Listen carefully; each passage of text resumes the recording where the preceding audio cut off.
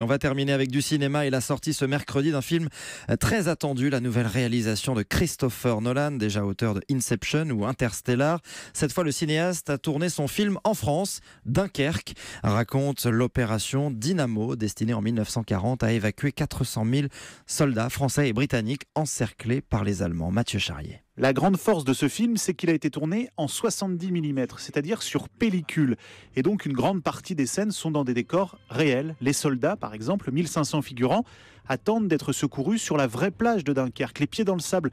Ce qui a d'ailleurs posé beaucoup de problèmes au moment du tournage, car il fallait tenir compte des marées. Les bateaux qui viennent les sortir de ce piège existent, faits de bois et d'acier.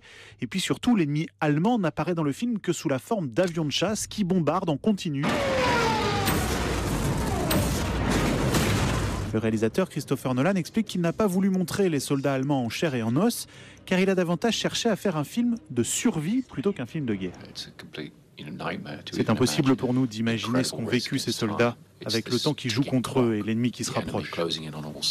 D'ailleurs, la force du film, c'est qu'il y a peu de dialogue. Une bande-son signée Hans Zimmer, très présente. Qu'est-ce qu'ils foutent, nos aviateurs ? Et un chronomètre qui défile alors que l'on suit le destin d'un aviateur anglais, d'un marin amateur et d'un jeune soldat français qui se cache parmi les Anglais. En résumé, Dunkerque est un très grand film d'action, humain et terriblement oppressant. Mathieu Charrier pour cette séance cinéma, histoire de se mettre à l'abri des orages attendus aujourd'hui.